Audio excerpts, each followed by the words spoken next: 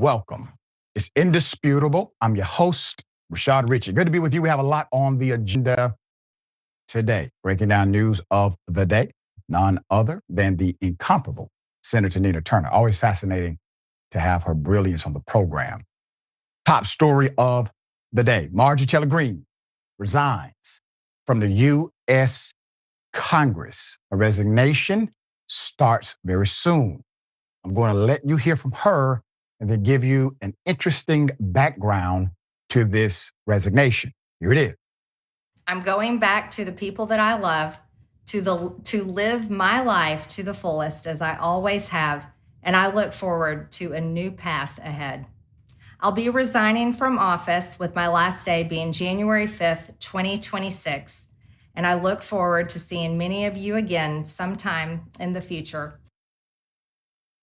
As you are well aware, initially, she was one of the, I would call, executive ringleaders of the MAGA movement, gave Donald Trump significant credibility that he did not earn or even deserve within any rank or demographic of conservative politics.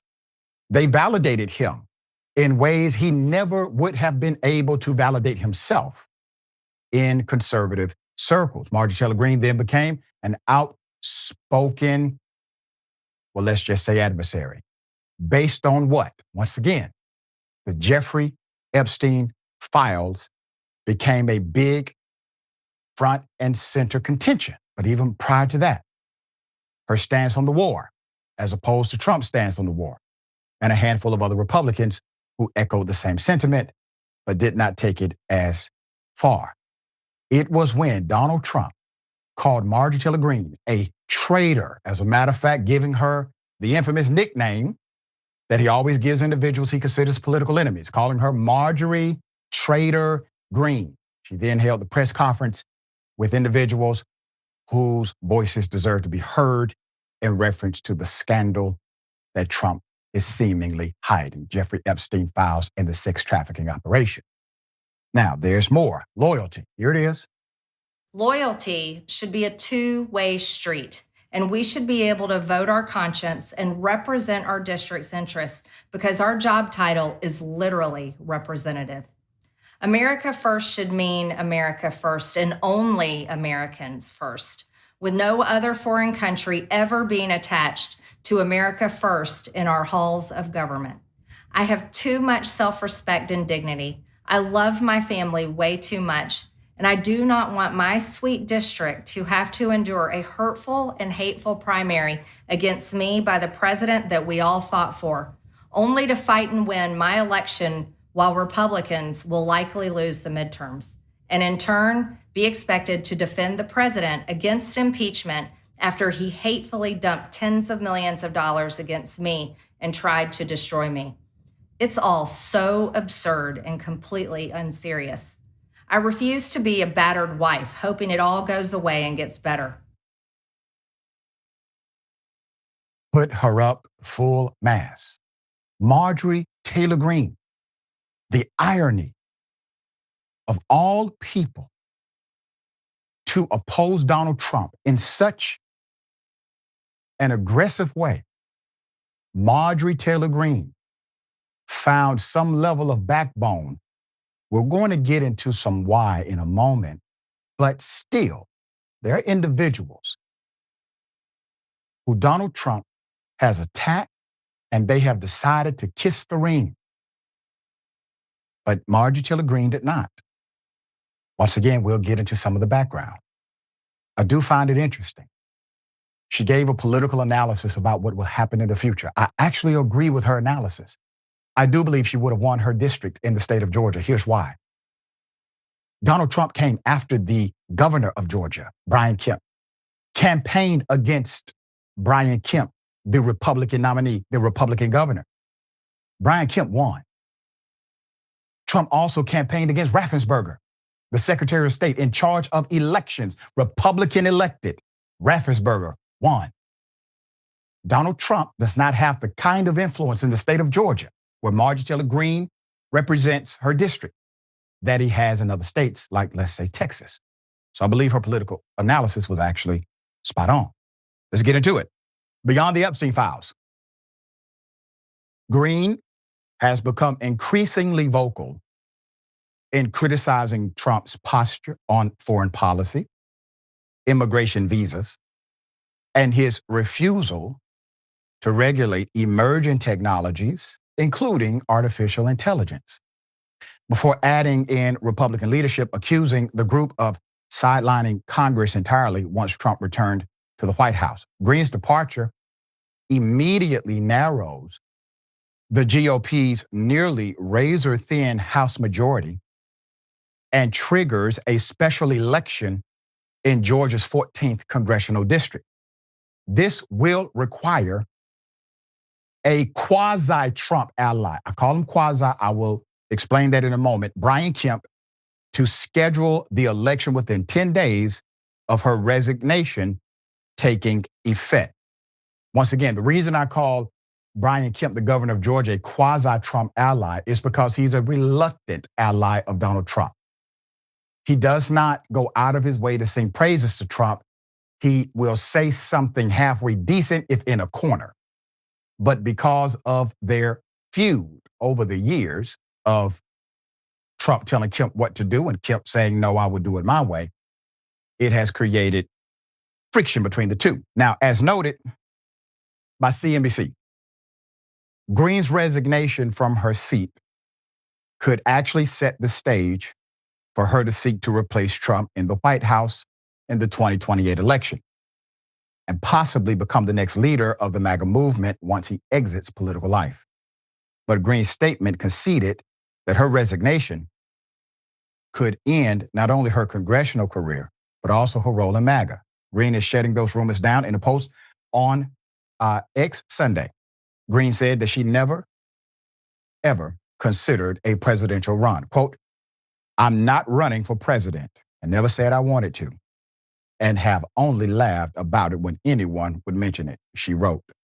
Political strategist Cornell Belcher on MS now claims that wasn't a resignation, but an announcement, perhaps running for governor. Here it is. Actually, what I'd like to do is Alex, is say that wasn't in fact a resignation speech. It was an announcement hiding underneath a resignation speech, right? To underline what Molly was just saying, that in lots of ways is politically genius what she's doing. I mean, she is positioning herself as saying that Congress isn't working, and not only Democrats but also Republicans. And if I were to place a bet, Alex, she's running for governor. All right, possibly. Now, other politicians are reacting to the news. Here it is. What went through your mind when you first heard she was going to resign on January 5th?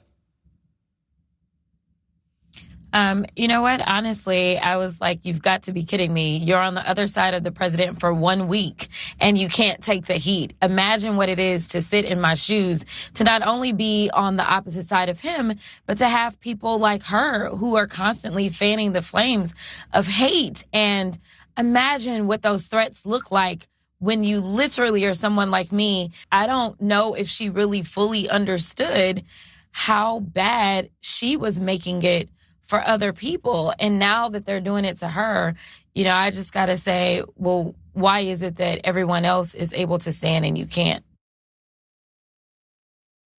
Congresswoman Crockett has a valid point. Marjorie Taylor Greene has faced some backlash for days compared to other leaders who have received significant backlash, even more aggressively, for years, due to President Donald Trump's behavior.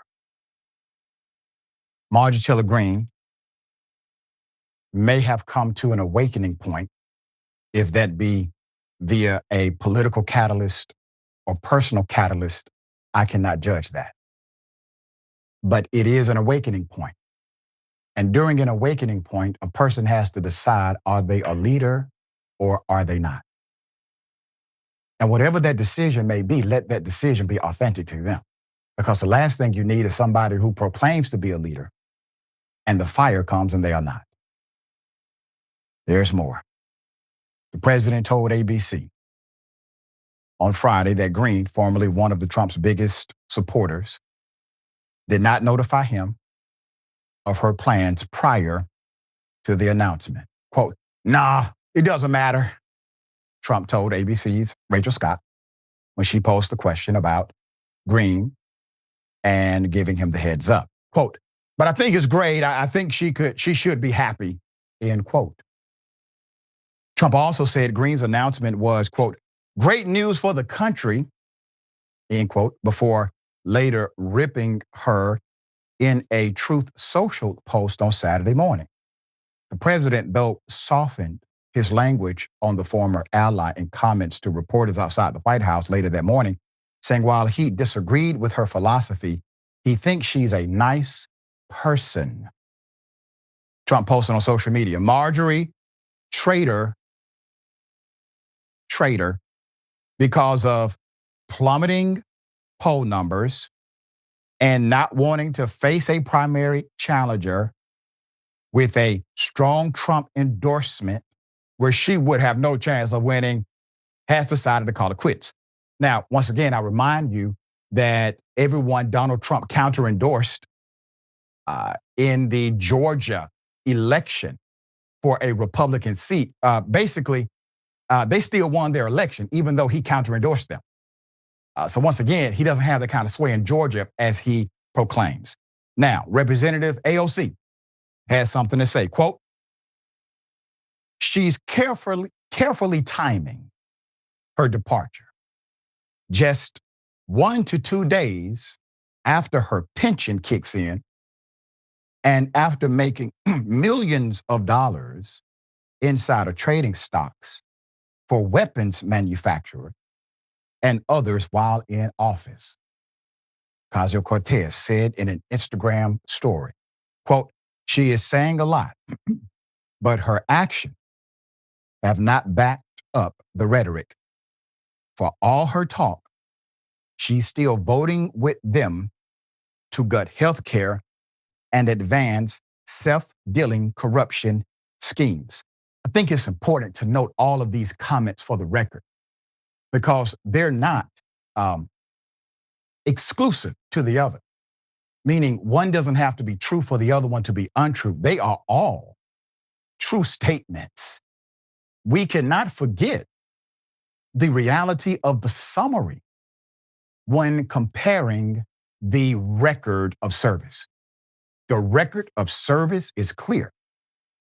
At the same time, we do not dismiss the political reality that this creates for Donald Trump and perhaps an impeachment which will come after the midterm election.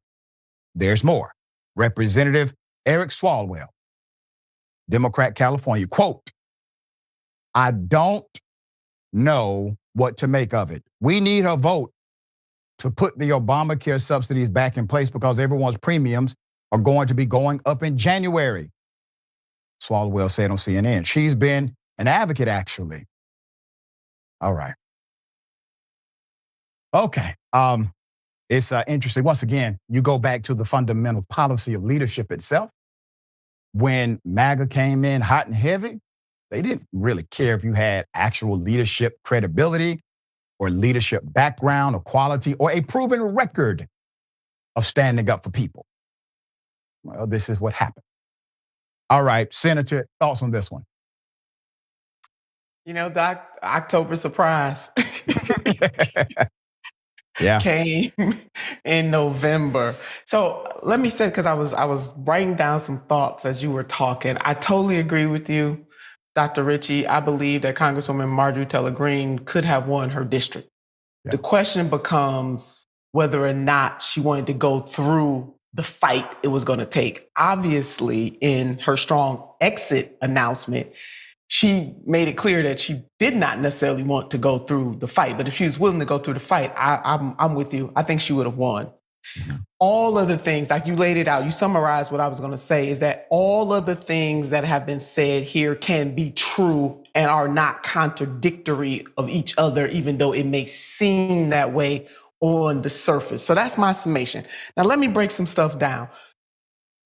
Representatives Crockett and Ocasio-Cortez, I'm going to take them all at the same time. Okay. While both of them make very valid points. Rep Crockett is right. She out, she can't take the fire, she can't take the heat. Imagine what I've been going through. Okay, I got you. Representative Ocasio-Cortez said her timing is curious. She insider trading. Well, first of all the members of Congress can participate in insider trading. Got you, Congresswoman. I understand that. But why didn't you push then leader Nancy Pelosi or Speaker Pelosi to stop insider trading? You see what I'm saying? So even though both representatives are making salient points, but now I can counterpoint them on this. You're right. But now, gutting healthcare, absolutely right. I get it. But now here's the thing that separates. I don't agree with Congresswoman Marjorie Taylor Greene on most things, but this is where she caught my attention.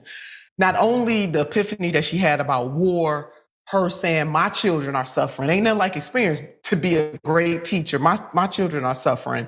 And none of what President Donald J. Trump or most of what he's doing is not America first. Now, however she came to this, she came to it. But this is what separates her from a Rep. Ocasio-Cortez and Representative Jasmine Crockett. She's bumping up against her own party. Mm-hmm. And for that, she gets respect. Because I bump up against, as you know, Doc, I will tussle with the Democratic Party all day long, twice on Sundays, not letting the Republicans off the hook. But it's very easy being a Democrat for me to bump up against Republicans, and especially President Donald J. Trump, who ran as a populist, but heretofore has governed as an elitist. But I'm gonna put that in the parking lot. Congresswoman Marjorie Taylor Greene, we don't have to like her. We do want people to come to the light, Doc. I can talk about how long it took you to get there, but ultimately I want you to see the light, even if you see the light on one or two things. But my ultimate critical thinking point is that none of the Democrats that are bumping up against her stood up and said we need a robust primary in 2023 going into 2024 so we wouldn't have the second tour of duty for President Donald J. Trump. And none of them have bumped up against the Democratic Party and putting something on the line to lose in the same way that Congresswoman Marjorie Taylor Greene just bumped up against President Donald J. Trump. Now, she may have ulterior motives. I'm not here to judge that. Right. All I'm saying is that I applaud her courage for actually seeing the light on some things and willing to bump up against the power within her own party. Very well said. And as you were talking, I'm reminded of one U.S. senator who did confront Nancy Pelosi about insider trading, a Democrat named John Ossoff, a good friend of mine. And I remember when he was going through that battle, and he stood flat-footed on an idea, a principle, an ideology of fairness that said it doesn't make sense for us to be in this position of power and influence over the same dynamics of investment that we benefit from. And he stood his ground on that, which inside baseball, inside politics, that's not going to get him invited to every meeting or every party, but he stood on principle. So I agree with you 100%. Standing against your own party on something like that becomes it separates leaders from champions, in my opinion. Okay, we'll bring updates as they come. We have a major update from a story we brought you recently. A doctor has been fired after forcing a Black woman to give birth in her car. Here's the video.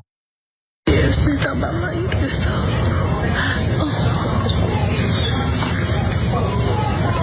daughter's in active labor, and this is a Franciscan Crown Point being put out in active labor. My daughter's being kicked out of this hospital and she's in active labor.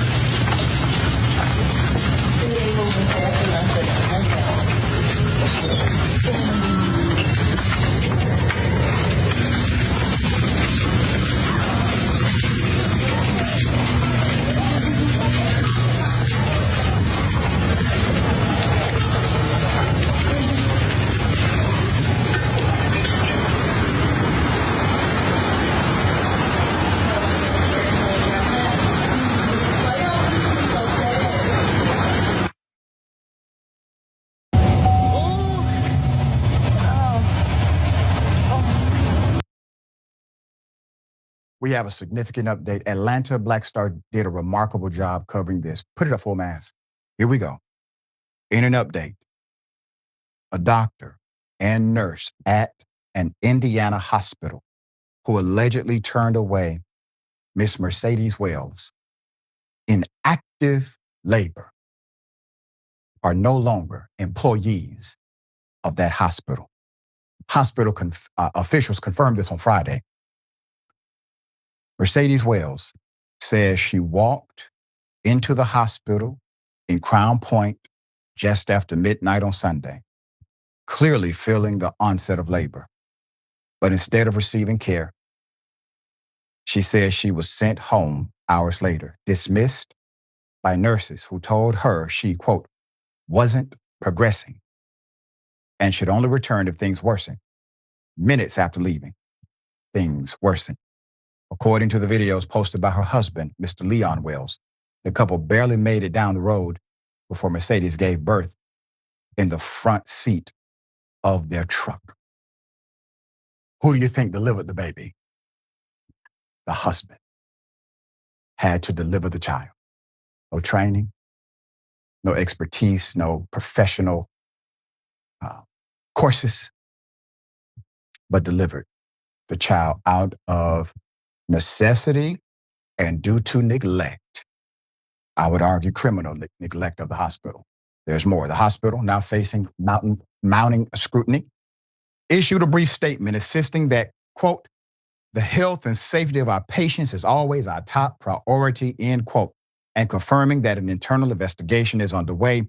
Citing privacy laws, the facility declined to answer any questions about why Wells was discharged or what staff assessed that night. Quote, the physician and the nurse directly involved in Mrs. Wells' care are no longer employed by the hospital.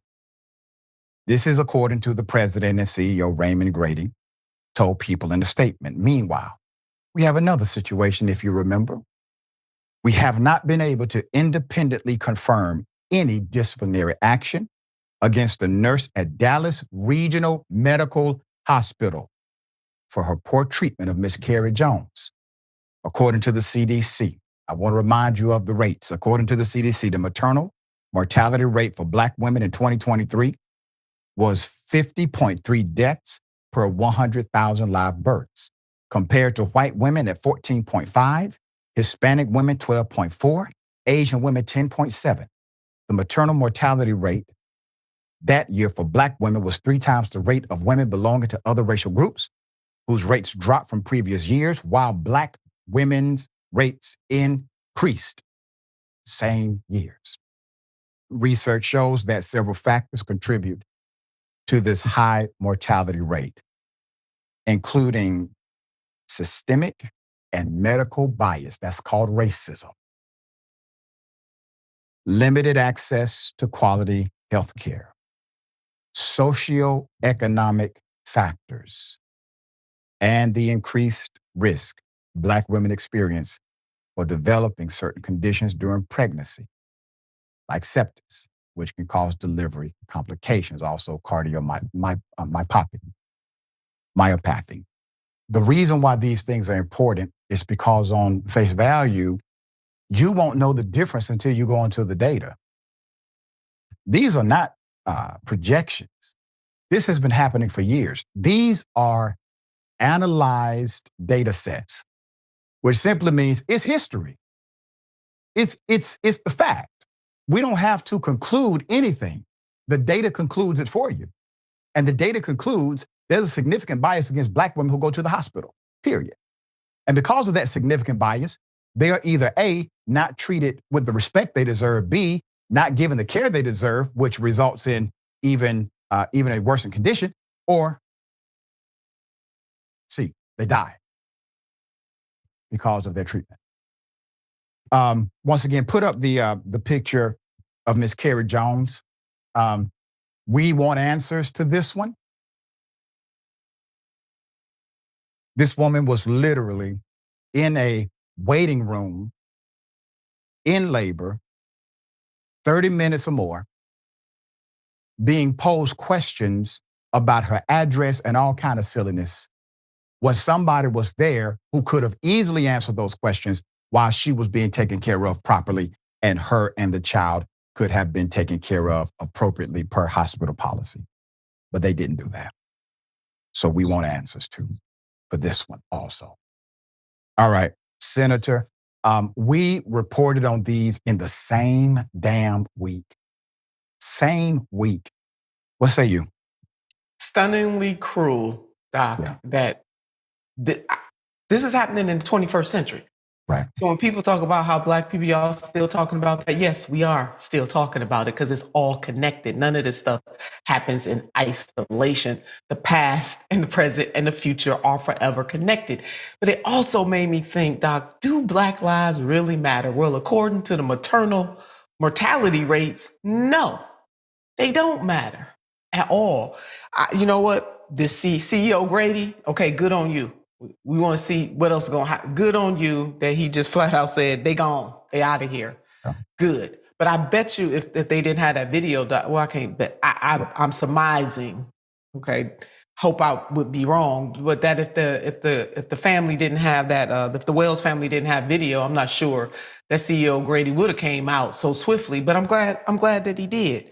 So it's heartless and it is cruel. And as a society, we have accepted this. This happens to countless Black women over and over and over again. And that, it has taken the stories of some more famous Black women like Serena Williams, who told her story, and also Beyonce, who told her story, to even draw attention, albeit very temporary attention, to the fact that the maternal death rates for Black women rival that of a third world country in the United States of America. I'm reminded of Judge Glenda Hatchett. Judge Hatchett used to have a television show about redeeming and restoring individuals, sometimes juvenile offenders, sometimes dynamics within the family. And Judge Hatchett was a Fulton County court judge. And years ago, she told this story about how her daughter-in-law was in the hospital giving birth. And her son, he noticed some issues going on with his wife. And he continued to say, hey, listen, I think there's something wrong here. Can somebody check? And the staff kept telling him, oh, no, everything's fine. That's normal. Reassuring him that everything is okay. And he believed the experts. His wife died giving birth. Mm-hmm. And that was the first time, once again, I heard this from Judge Hatchett years ago. That was my first time hearing of such a blatant disregard for somebody in active labor. Once again, it's a Black woman. And now we have these documented elements that are not happening less, they're happening more, while other demographics are decreasing in the mortality rate, while Black women are increasing. Continue to record is my recommendation, and get some folk around you that you can trust all the way through the process, including your medical provider. We'll bring you updates as they come. Okay, this is a hell of a thing. So a judge has been forced to resign after being disciplined for wearing, an Elvis wig while presiding on the bench. Put it up full mass. He is not in Las Vegas. Okay? This is a hell of a story. So a United States judge has resigned after being disciplined for wearing an Elvis wig in court. Matthew Thornhill. Judge Thornhill was the longest serving circuit court judge in St. Charles County. He is a self-described Elvis lover. That's according to his biography page. In a letter explaining his action, Judge Thornhill said his aim was, quote, to add levity at times when I thought it would help relax litigants. Put them back up again, Jordan. Now, if you walked in the courtroom and your judge looked like that, I don't know. I may say, you know what, we good, dog. We're going to be okay. Because he's obviously not a serious judge. I don't know. The judge says, however, I now recognize that this could affect the integrity and the solemnity of the proceeding. He says, Judge Thornhill wrote in a letter dated on the 12th of November to the Missouri Supreme Court. So he's basically trying to say, hey guys, I get it, I understand why. It could affect some things visually. The optics of it may be off. Then he says, the judge says, quote, the judge would routinely wear an Elvis Presley wig on or about October 31st or Halloween. See, this is called context. In court while conducting court business.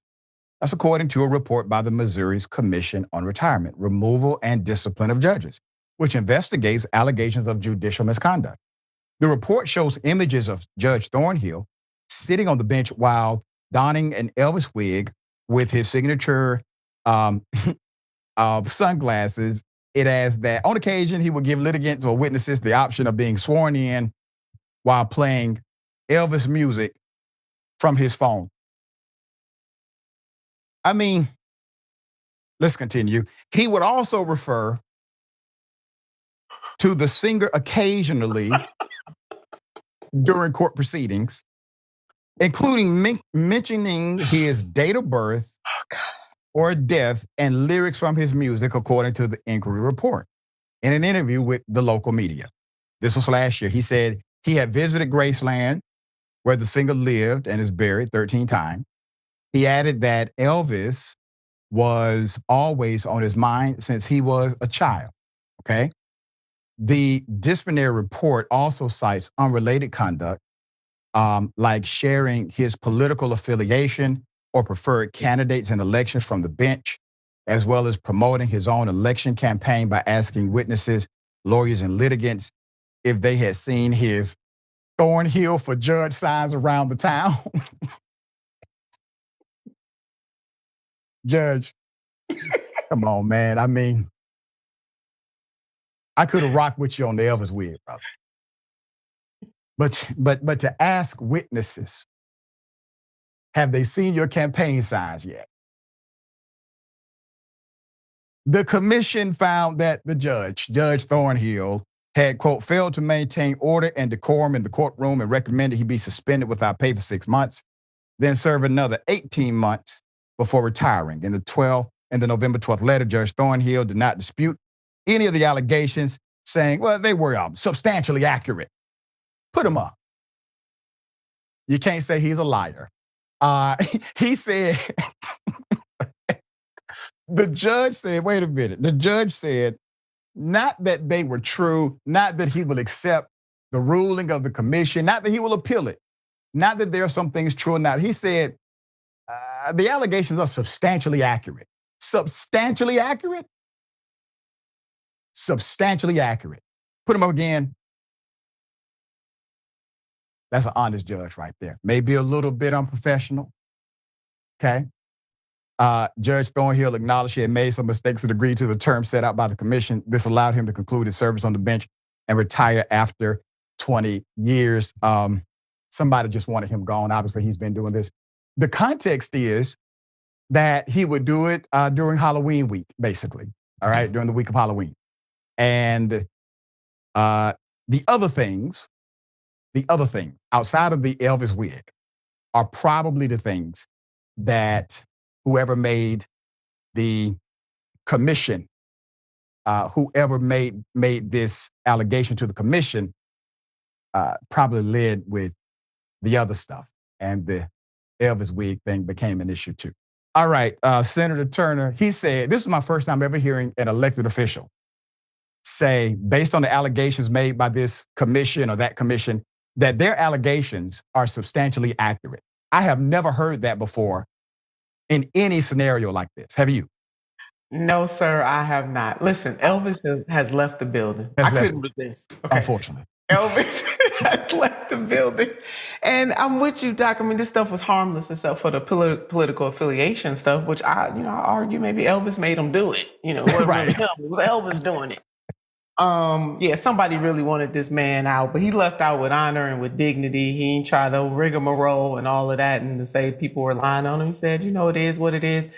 And in the scheme of things, I mean, he does get to leave with some dignity. He probably still gets his pensions and all of that good stuff. But that, what, Doc, if this is the worst, not the political, affiliation stuff that he mentioned in court, but just on the Elvis stuff, if that's the worst thing you could say that a judge did, I'll take it. Because there are judges who have done worse that have impact on the people who are appearing before them in their courtroom materially and have gotten less than what just happened to this judge. Because they could have just said, Judge, heretofore, don't mention no more political stuff. We're going to give you a warning. We're going to put something in your jacket.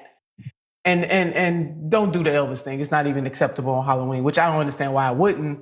And let the man continue to stay if that's the worst they have. But to really force this man off the bench like this, Doc, I'm just saying, comparing him to some other stuff, right? No, I'll take him. You make a great point, and it's the same point that I echo. Is he's being basically disciplined for non-judicial elements. These are not rulings. And it seems as if they have no issue with his rulings because his rulings were not part of the disciplinary record. They have issues with decorum. So it seems as if he could have broken the law via ruling, been overturned in appeal, and would have been just fine. But because he broke decorum of the courtroom, which, by the way, is a very subjective standard because there's no statutory language for decorum, all of a sudden he's on the chopping block. But good for him for keeping a smile on his face and saying, yeah, everything they said is substantial and accurate. All right. We got more on the other side. Indisputable stick and stay.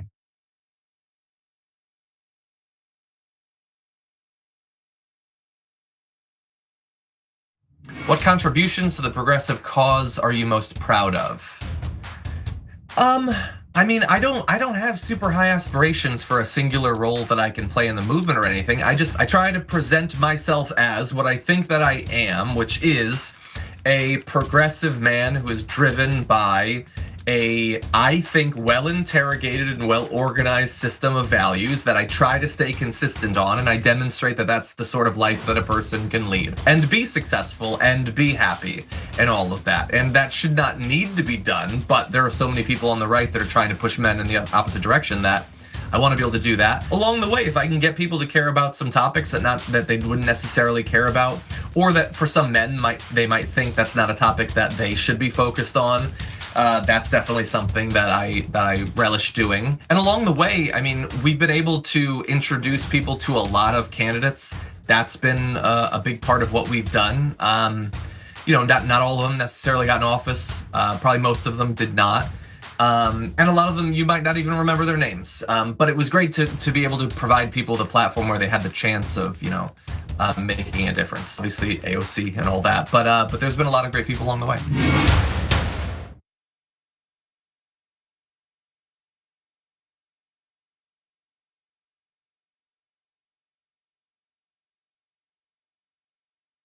In the bonus episode for the members, we do some inside baseball. We're gonna look at John's desk. Nice little spaceship here. Nerd. But it is kind of look cool. Who has Legos? Oh no. He's taken apart a keyboard. Who has a mouse pad that's this big? He's got a dog with a nose that you can hang something on. You know what this desk screams to me? Nerd. And that's how we like him. We love Johnny Pie. He's got his own personality like everybody does at TYT. Come meet us all in the bonus episodes. TYT.com/team. David Sorrell, Anita Turner. Adam Green drop by. Charlemagne. Congressman, great to have you. It's great to be with you, Chang. Your show is a great thing. You're informing people. A lot of the shows that I live on, my CNN, my MSNBC, and even Fox, and any of the other shows, NPR, they are so quick to decide that they know what this building means today. The one thing that I hate that politicians do, they talk a about the people they should be talking to. Do they have any idea that they're the establishment and that they're hated, or do they not realize that at all? People are so deeply in their little universe. I think it's very easy to not really question what you're doing. Voters have a right to ask questions of any nominee, whether they're independent, Republican, or Democrat. The system is duopoly that suppresses competition. How is it the year 2024 and we're still like, maybe they'll talk about paid medical? Like how is that like at one level it's like, good, what we're talking about it now. You're like, it's 2024. And that's always been the critique, that your critique of us is, well, you guys give good speeches, you put out good tweets, but you're not wielding actual power. Now we're starting to. My favorite news platform by far. It's not even close. It's about a country and a principle, and that's what you and I both work to achieve, and I'm so glad that at least half the battle has now been won. If you want to go really hear what's going on honestly, you should tune into the Young Turks. Thanks for doing such a great job. Please keep it up. Hang tough. Yeah. That makes me so happy. Oh, I like making you happy. I didn't know about This that. is a happy Anna Kasparian. Awesome. You're welcome, YouTube. Join the Dragon Squad by becoming a YouTube channel member. Click the join button below or sign up on tyt.com/join to get access to fun emojis, a member-only chat, exclusive shop TYT designs, ad-free watching, and so many other amazing perks. Plus, you get bragging rights for being part of the coolest community on the internet and help us drive real positive change in the world. The Dragon Squad awaits, so join today.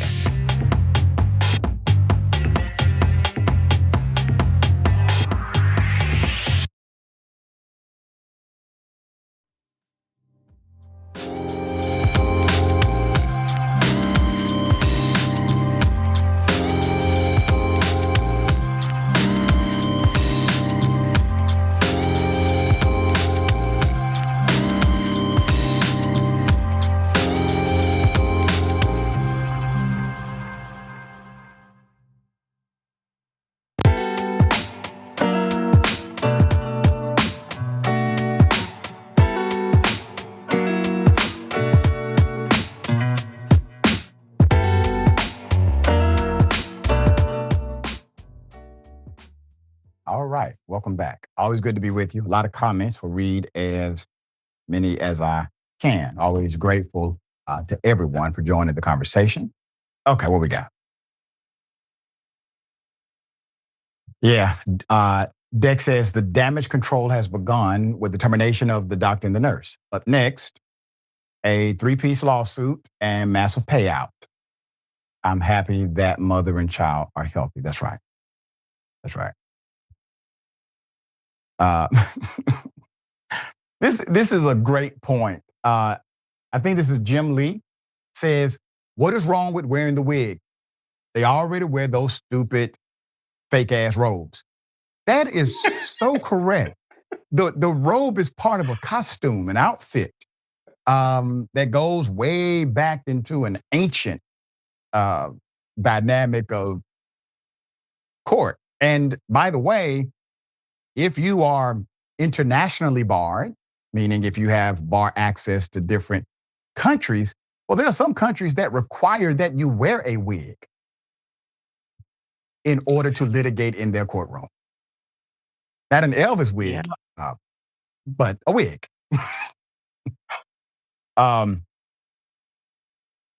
Yes, Chris. I think this is Christina Lisa Brown. Hello.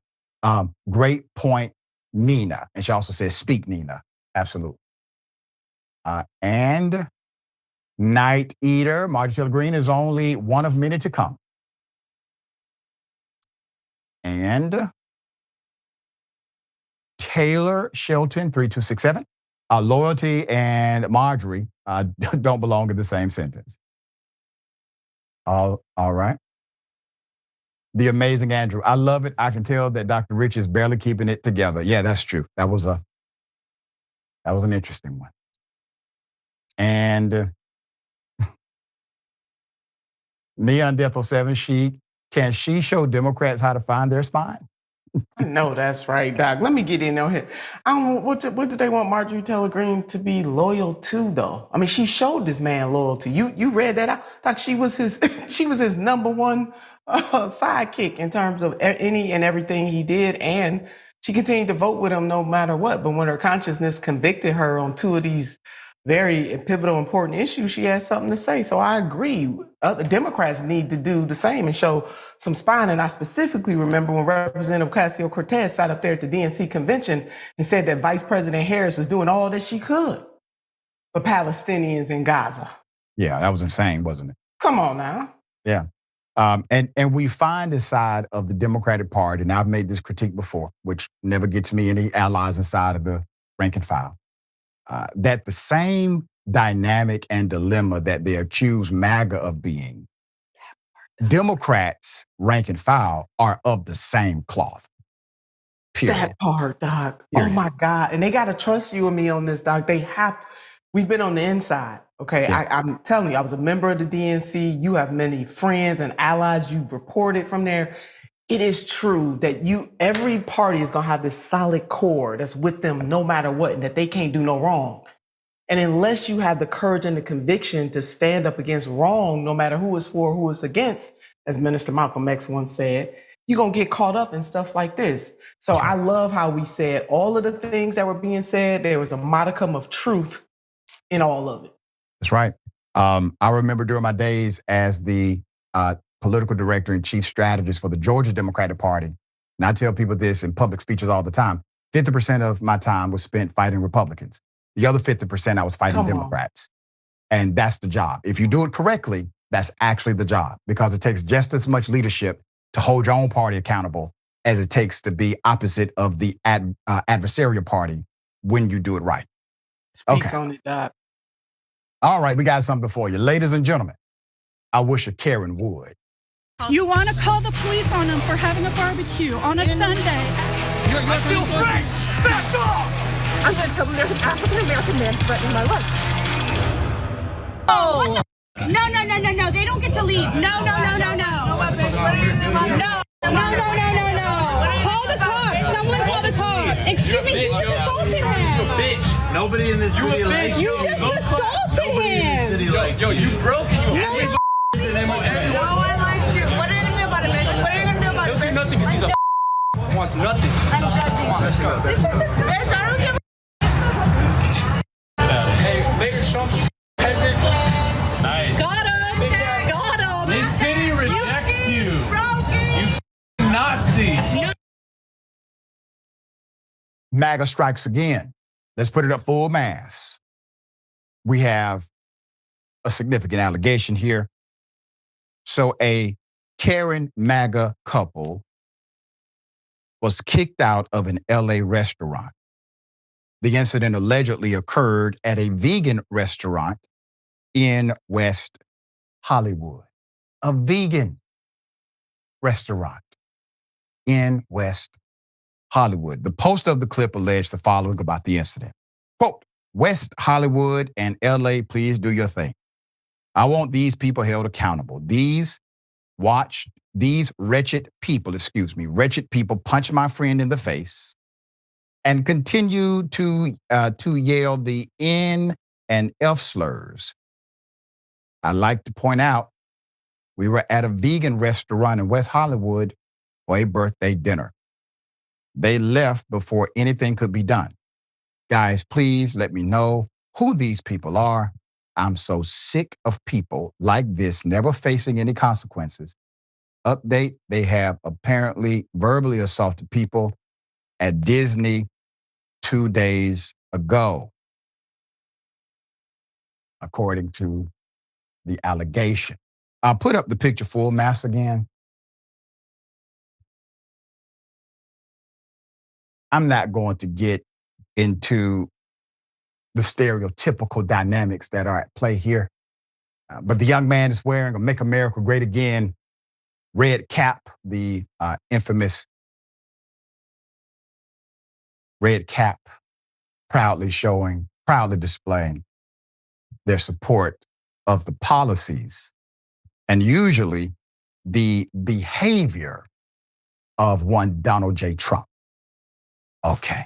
Senator, thoughts here. And a vegan restaurant, let me say this, and maybe this is being stereotypical, but I would assume, because I'm vegetarian now myself, and I haven't had meat in a while, and I'm loving it.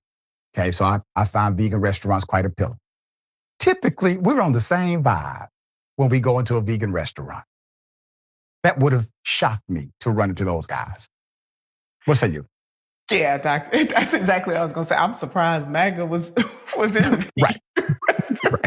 Like, on Sesame Street, one of these things don't belong. Okay, That's two right. of them things did not belong there, and so I am not surprised that they acted out that way. They were at the wrong restaurant. That may have been the issue. Yeah, that they thought they were at a restaurant that served, cows and chickens and stuff. Right. And they got really upset. I mean, I don't know. Maybe we're open to their side of the story. All right. Okay. We have an update to a trial that's pending. Remember the bigoted white female who called a baby the N-word and then was able to raise a bunch of money because she was just a victim of this cultural dynamic called canceling. Well, she's going to trial. Trial date has been set. I'm going to remind you of the incident and give you the update. Here it is. You call him a child? Call the child? It is my own business. You call him? Okay, why don't you have the boss to say it right now again? Say. Somebody digging to you. That little kid, you call him the little child? Are you about to hit him? You chase him here? He took my son's stuff. So that gives you the right to call the child 5-year-old the N-word. If that's what he's gonna act That's like. what you're gonna call him. That's what he's gonna act like. That's a hate speech. Put it a full mask. I want to remind everyone that it is everyone's business when you see a child being assaulted by an adult. That's everyone's business. If you see a child being assaulted by a child, that's everyone's business. Period. Shiloh Hendrix, this is an update. Trial has been set. She launched this racist tirade against a 5-year-old child back a few months ago. This was at a playground in Minnesota. Shortly after the video went viral, Hendrix outed herself as the woman in the clip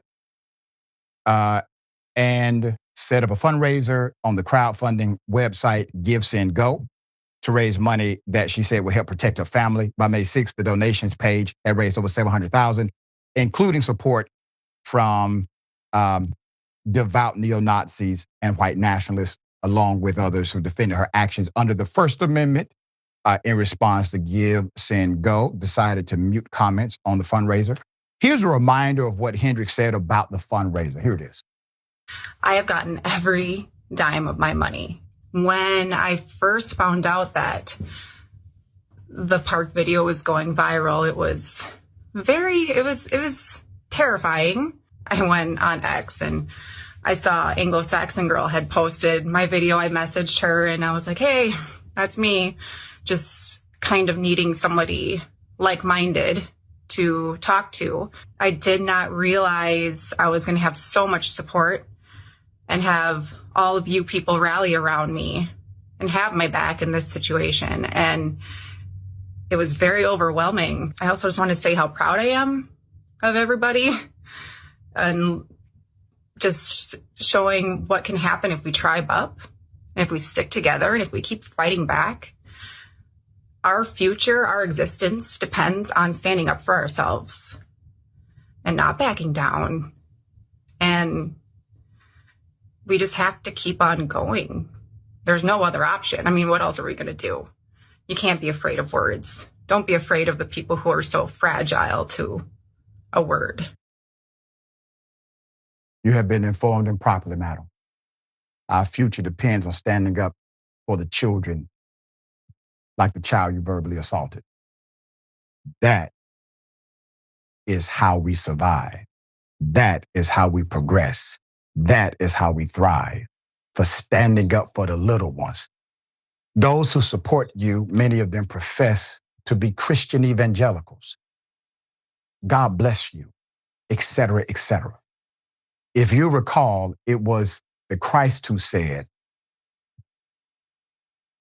deny not the little children. For those who deny them, deny me. And if you deny me, you deny the one who sent me. So according to the scripture that you believe in, when you deny a child, you have denied the very nature of God itself. And Christ also said it would be better for you to tie a stone and rope around your neck and throw yourself into the ocean than to offend one of these little ones. You forget about those texts when it comes to verbally and sometimes even physically assaulting children that happen to have melanated skin. Shiloh Hendrix has been charged, 36 years of age, charged with 3 counts of disorderly conduct stemming from the horrific incident on April 28th in Rochester. The bigot's trial is scheduled to begin August 31st next year, with a pre-trial hearing set to begin on August 21st, 10 days prior. Prosecutors announced this on Thursday, according to ABC 6 News. Hendrix, who has previous convictions for driving under the influence, disorderly conduct, and brawling, has pleaded not guilty to the charges against her. Many states have laws, including the state of Georgia, many states have laws that would criminalize an adult for utilizing profanity in front of or at or toward a minor. This is commonplace in the statutory language of a state. Typically, it is a misdemeanor. All right, Senator, thoughts here? God, we were having such a good time. Yeah. You talking about a mood breaker. This is just sick, and as a mother, to see her respond to that child like that, it would be bad enough if the child was a teenager, still bad, but this child is a toddler still. And you talking to him, to the child like that. And then when the bystander asks, the question, why are you talking to them like that? Why would you call them that name if they acting like an Ian? So I just want to know, what do Ians act like? Right. Does she understand the history of that word and how it was used to denigrate, rape, brutalize, malign, dehumanize Black people? But no, she does know, and she just does not care. That's the fallback word. People who think like her, that's the fallback word that they use. And to all of the people, she raised $700,000+ I mean, what a grift. Yeah. Grifting certainly does pay. And anti-Blackness certainly does pay. And then she gets on a video to talk about standing together. She said, what did she say? Our future, our existence depends on this. What type of future and what type of existence are you talking about? God, this is dizzying, really. And again, actions like the ones that she took are commonplace for Black Americans.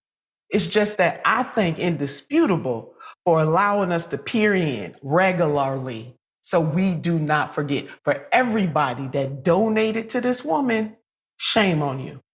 Yeah. She wasn't under attack. She was the one doing the attacking. And she's sitting up there using crocodile tears, her family, to help her protect her family, while she's sitting out there selling wolf tickets to a baby. She's not a woman. She's a coward. That's what cowards do. And here's the sad thing. She's a mother herself. Right, got a baby on her hip. Right. She's a mother herself. And here's what she has relegated that child to. Because I don't believe her child. Right. I don't believe her child is going to be like her. I believe her child is going to be better than her, will learn from her mistakes. And the fact that she decided to engage in such public commentary about receiving money for calling a 5-year-old the N-word, that will memorialize her in a way that will not go away in the lifetime of her own children. Her own children will be reminded of her mistake, and I believe her children will not make the same one. All right, we got more on the other side. Indisputable, stick and stay.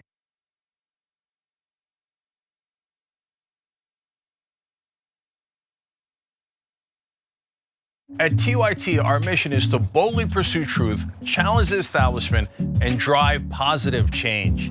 At a time when corporate capture of our media, our government, and our politics is nearly absolute, everyday working people need a champion to fight for them and to push back against the powerful interests that threaten our democracy itself.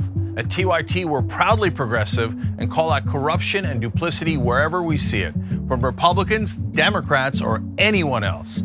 And unlike mainstream news media outlets, we're not beholden to corporate advertisers, to defense contractors, to Wall Street, or to big pharma. We only have to answer to our audience, and for nearly 2 decades, we've accomplished that by delivering honest, timely, and insightful perspectives on the day's news without fear or favor or concern for whose toes we might step on or which powerful elites we might offend. And while we're super serious about the news, we also manage to do it in a way that is fun and lighthearted. We can do this together and serve our audience, and yes, have fun doing it.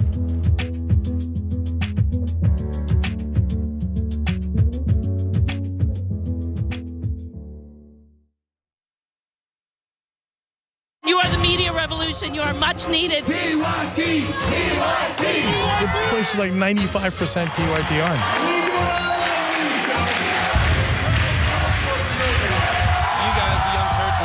Favorite channel, we're getting that message out. Tank and the Young Turks do an extraordinarily good job. No matter what mainstream media says, you have to listen to the Young Turks. The people who support us on the internet, that's what gives us strength. That's what allows anyone who was in there who was undecided to think one side seems to be winning. They seem to have a bigger army. There might be a reason for that. So thank you guys.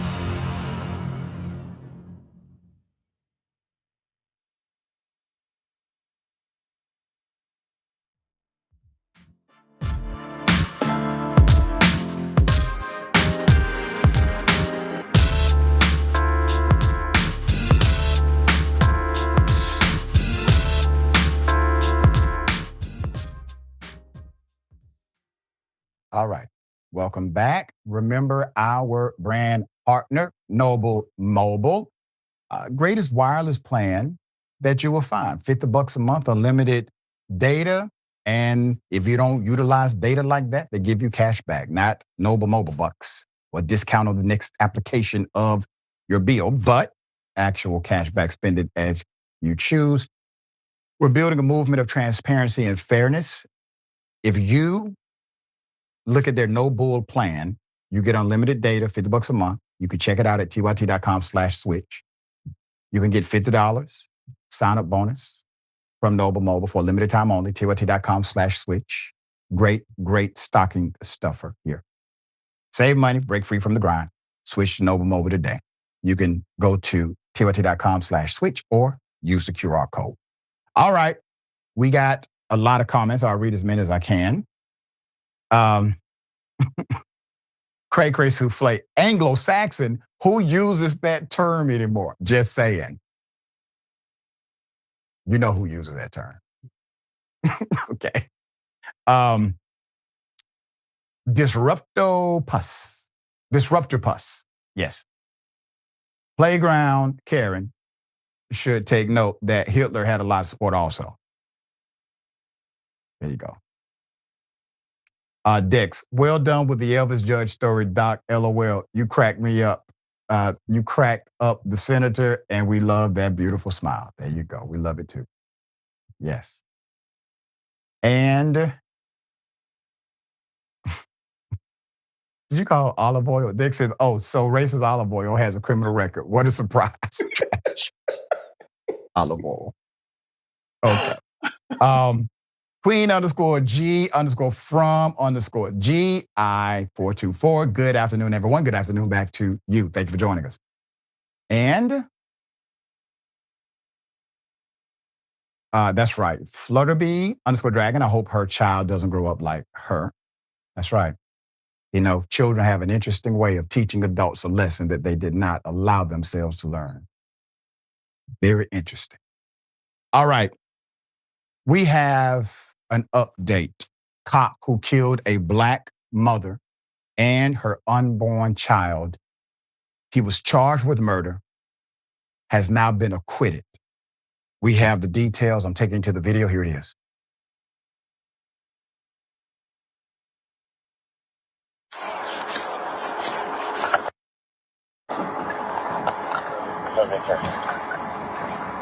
I take the 29-3705 Managua, 3705. A female is hallucinating. Too much of her ask for attend.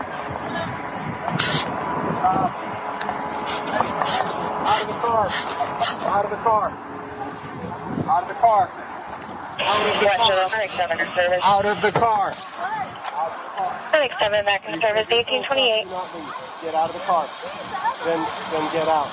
No, then get out. Get out of the car. Get out of the car. Get out of the car. Get out of the car. Shots fired. Shots fired. Stop the goddamn car. Stop the goddamn car. We're going to have a 34 on the customer now. He's going to be out. This is a tough one. Put up the cop full mask. This is a tough story. Sad. Beyond belief. A cop killed a black mother and her unborn child. The cop is charged appropriately with murder. Cop Connor Grubb fatally shot the pregnant Takia Young in her car. In an update, a jury found the Ohio cop Connor Grubb not guilty of murdering Miss Young and her unborn child. According to the AP, the Blendon Township police officer was charged with murder, was also charged with involuntary manslaughter, and charged with felonious assault. Grubb potentially faced life in prison had he been found guilty of the charges. Franklin County Common Pleas Judge David Young dropped 4 of the 10 counts that related to Young's unborn child, as prosecutors did not provide proof that Grubb knew Young was pregnant when he shot her. Reminder of what led up to the shooting. August 24th, 2023. Officer Grubb and Sergeant Eric Malnihan responded to a call by a Kroger employee who accused Miss Young of shoplifting several bottles of alcohol. Young was in her car when Officer Grubb and the other officer arrived. Both officers approached Miss Young, demanded that she get out of the car. Young lowered her window and argued with the officers as they yelled and cursed at her to get out of the car. At one point in the body cam footage, she can be heard saying, quote, "Are you going to shoot me?" End quote. Grubb was standing in front of the car with his gun drawn when Young turned her signal on and slowly rolled her car to the right. This was to avoid hitting an officer. Grubb responded by shooting Young in the chest, killing her and her unborn child. There's more to this story that I'm going to give you. Now, in the United States of America, you are innocent unless you are proven guilty. So remember, they are dealing with an innocent person. In any scenario, regardless of if the alleged is true or not, nobody dies over a bottle of alcohol. What cop should be empowered to shoot and kill someone for allegedly making an unwise decision? And I'm reminded, before people moralize against this woman, I'm reminded of something in my old hood on Glenwood Road when I was a foster kid. I remember being paid money because I didn't have food to eat to go into a local store and steal alcohol for the adults who would pay me money for that so that I could have something to eat. So let's be clear about what happened. Somebody is dead because a cop decided to shoot rather than to step aside. You have information. You got the license tag number. You obviously can pursue if you choose to. It's a theft, likely not over a certain amount, which wouldn't even make it a felony. You're talking about a misdemeanor. And you still don't know for sure that this is the person who did anything. Now, on August 24th, they responded to this. A jury was shown a body cam a jury shown a body cam, but what happened on August 24, 2023. And heard testimony from police use of force experts and accident reconstructionists, and from the sergeant who responded. Grubb himself never testified, with the jury being given this his side of events through a written testimony. Now, we're going to get to that. Quote, "It's not right," Nadine Young, Takia's grandmother, said before she was escorted out of the courtroom. "He's walking away free. It's not right." Nadine is now the primary caregiver for Takia's 8-year-old and 5-year-old sons. Now, I want to bring your attention to the jury, with the jury being given his side of events through a written testimony. The jury was given the cop's side of events via a written testimony. Objection, hearsay. Why?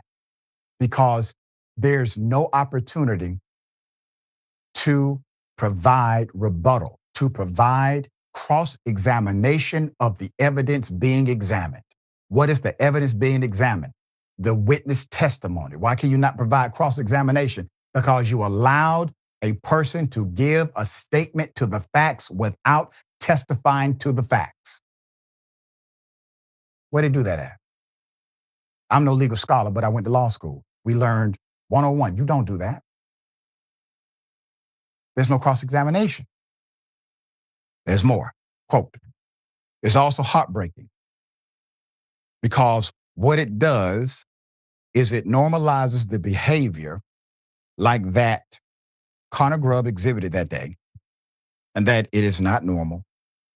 Sean Walton, an attorney for the Young family, told reporters after the verdict was announced, quote, "If you look at these recent police killings in Columbus, you have officers who have an irrational fear with no weapons involved, or folks doing very minimal behavior that they escalate into a murder."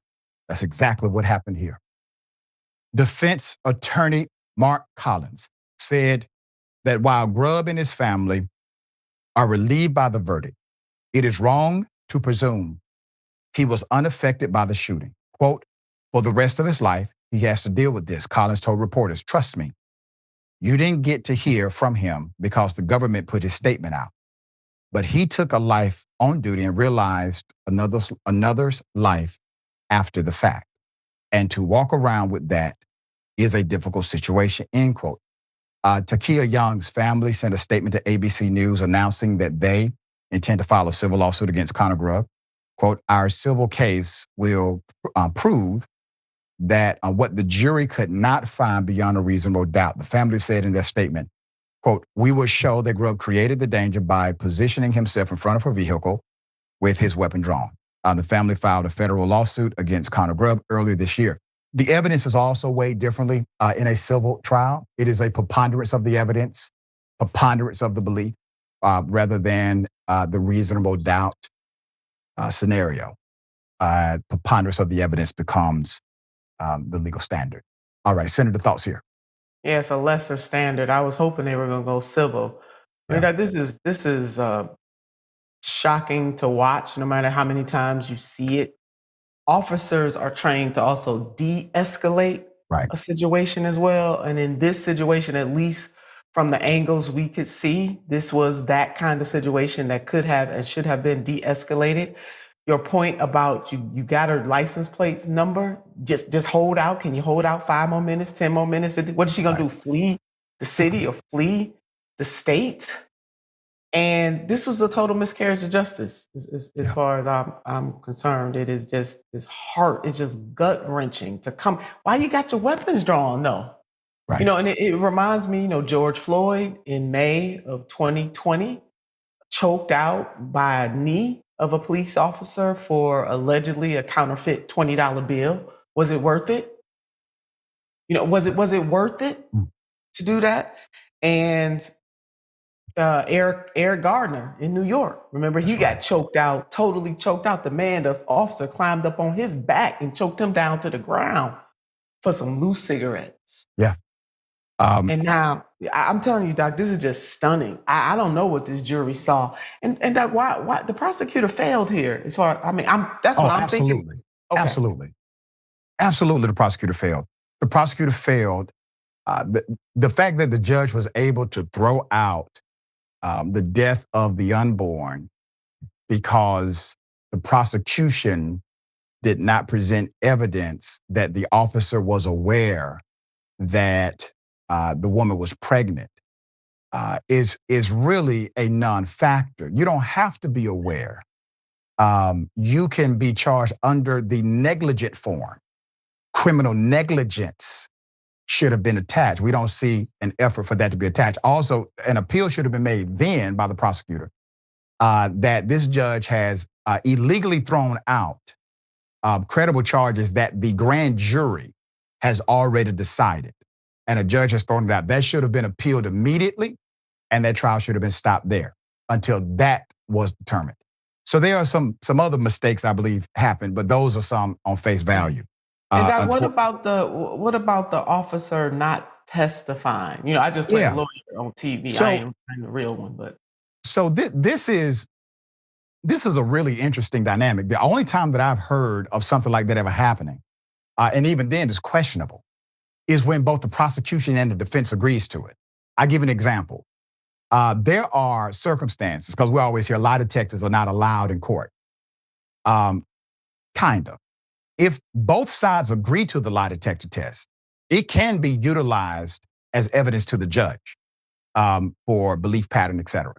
So it's not universal, but if this prosecutor agreed to such madness, to a statement being read, rather than enforcing the mandate, which is if you have evidence, including an eyewitness, and it may be the person who's charged as an eyewitness in the case, that person has to go through the scrutiny of cross-examination in order for the jury to properly have an examination of both sides of the evidence being presented.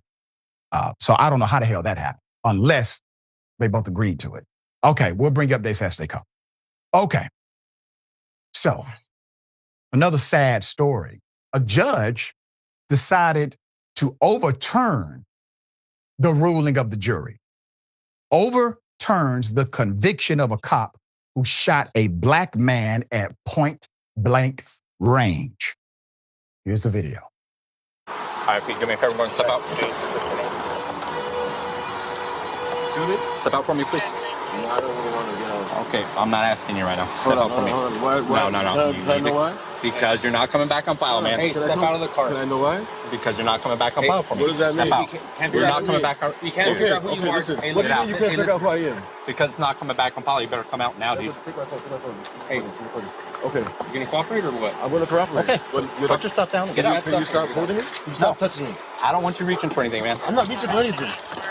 I'm not reaching for anything. Okay, step out. Okay. I'm not reaching for anything. Turn around. I'm not reaching for anything.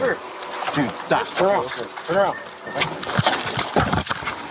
Hey, 596 Stay in the car. The black male was shot.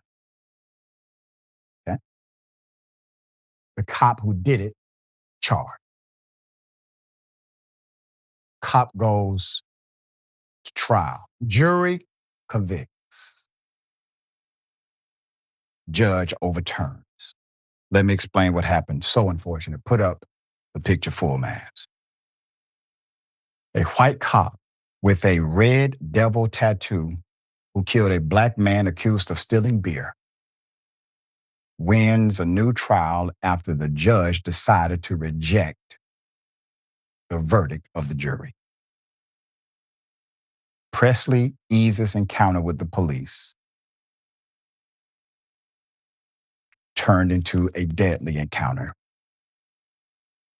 A white New Mexico cop with a red devil tattoo on his forearm was convicted on manslaughter charges in February for the shooting and killing of a 36-year-old black man named Presley Ease.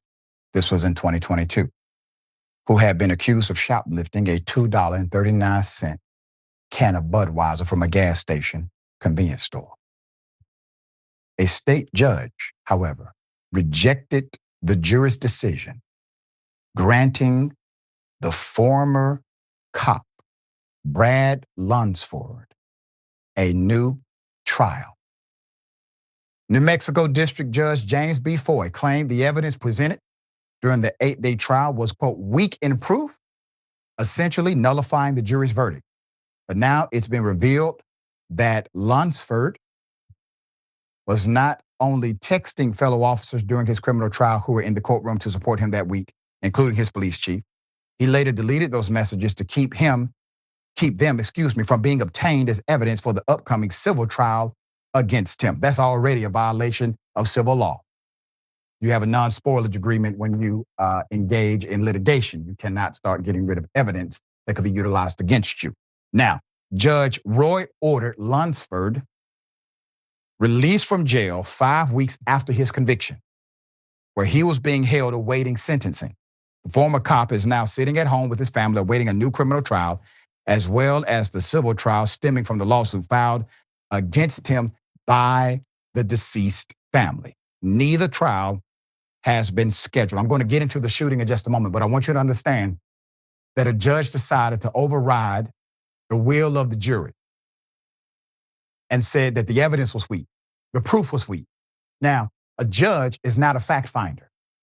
The fact finder of a case is the jury. They are called the fact finders. That is a legal term of art. They are the fact finders. They are the ones who determine what your facts are and what your facts are not. Whatever they say, those are the facts.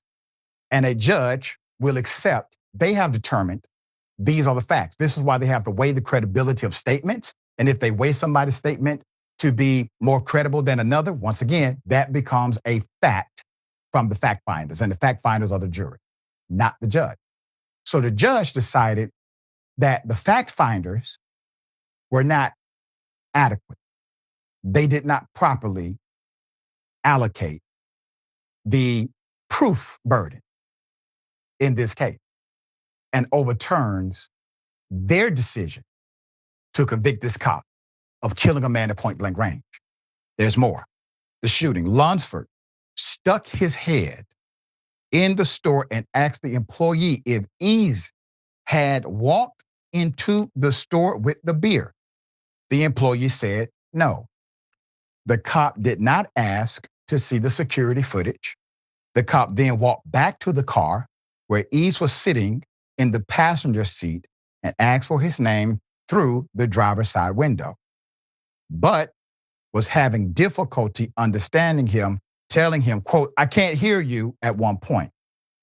Lunsford then walked up to the passenger side of the car with another cop who had arrived and ordered Ease out of the vehicle, pulling him out of the car while accusing him of reaching at the same time. The victim told him he was trying to be cooperative. He wasn't trying not to be cooperative, wrestling, but was confused as to why the cop was grabbing him as they were wrestling him to the ground. And the other cop's taser fell off his belt clip. It landed near the victim's right hand as he held himself up for support against their weight. But Lunsford, reacted by pulling his gun and firing a single shot into the left side of the victim's head at point blank range, killing him instantly. The man is unarmed, has no weapon. They are aware he has no weapon. They have already grabbed at every inch of territory on the man to know he has no weapon. He is being wrestled to the ground, confused as to why. A taser drops. A cop takes the opportunity to shoot and kill this man at point blank range. Keep in mind, a grand jury indicted, a jury convicted, and a judge overturned. So everybody's in agreement, including the district attorney who brought the charges in the first place, including the grand jury who looked at the evidence, including the jury who examined the facts. But one human being, state court judge, said, no. All of y'all are wrong, and the only people right are me and the cop. Criminal investigation and trial. It is difficult to see on the video, but investigators from the Dona Ana County District Attorney's Office said Eads grabbed the taser but did not discharge it, did not point it at the officer, may not have even known what he was grabbing, okay? This was on the 12th of February. A 12-person jury unanimously convicted Officer Lunsford. You know how hard it is to get a cop convicted by a jury? They looked at the evidence, weighed it. They are the fact finders. They said he's guilty. A rarity in a state that last year led the nation in police shootings per capita, according to Mapping Police Violence. They are very friendly to killer cops. Let's put it that way. This state is friendly to killer cops. This one was quite easy for them to make the decision. This cop killed this man unlawfully. He should go to jail. He should go to prison. Justice served, right? Wrong. However, Officer Lunsford was released from jail March 21st after his attorneys filed a motion. This is called the inside politics of it all. They knew to file this motion. After the attorneys filed a motion alleging several judicial errors, including the judge allowing 2 alternative jurors to replace 2 selected jurors. Judge Floyd granted the motion, ordering the cops released from jail where he had been awaiting sentencing, acknowledging he had committed judicial errors during the trial. Let me talk about that for a moment. Admitting he had committed judicial errors during the trial. Errors happen. This is why you say objection. Once you object to something, you preserve it for the record to be appealed. If you do not object during the trial, the common rule is you do not preserve that thing that happened for an appeal. You can only appeal the things that you object to during the trial. That's 1. 2. Errors do not necessarily mean that it transformed the outcome of the verdict. If you recall, there are many times when the Supreme Court will make a decision and they will say, this was improper, this was improper. However, we do not believe that those improprieties actually changed the verdict because those things did not go to the matter in question or the issue at hand, which was the guilt or innocence of the accused. In this situation, this is me reading the tea leaves. It seemed as if somebody got to the judge after the verdict. That's what it looks like to me. And the judge acquiesced and fell on his sword because they're not citing that any of this would have changed the outcome of the conviction. Normally, if you get a new trial, it is because whatever error or errors have been made would have substantially changed the outcome of the conviction itself. It goes to the heart of the matter. None of these things go to the heart of the matter. None of them. It's an error, granted. Did it change the heart of the matter? No. Typically, that is decided based on a rule, and the verdict stands. Earlier this month, Foy published his opinion stating the evidence used by the jury to convict the cop was, quote, weak in proof. In June, the attorneys for the family filed a motion for a default judgment in the civil case on the basis that Lunsford destroyed evidence, and he did. Specifically, the text messages he sent to the police chief, Jeremy Story, as well as a lieutenant and sergeant who were in the courtroom during trial. The 78-page motion also includes details of the corruption within the police department specifically and how the agency attempted to protect Officer Lunsford in the wake of the shooting by refusing to release evidence. It also includes exhibits like Lunsford's social media posts on his personal Facebook page and sayings like, quote, I hate vagrants, end quote. But the federal judge in the civil case did not believe the destruction of evidence was enough to impose default judgment sanctions against Lunsford. Well, proving my point again. That proves my point. The judge in the federal case said, yes, these are errors or outside of the accepted and appropriate conduct for a civil case. However, it is not enough for the judge to automatically issue a judgment in favor of the family. However, in the criminal case, an alleged error that did not talk to the heart of the matter was enough to overturn a grand jury indictment and the conviction of a vetted jury. So it can work against the family, but it can't work for them. Isn't that something? All right, Senator, thoughts here. You're on mute, Senator. You preached a sermon, Doc. I will just say, amen. I'm glad that this family gets to duke this out in civil court. I mean, this is just stunning. And all of this, all of the 3 stories that we just did today, all of this that these people were suspected of stealing, less than $50. Right.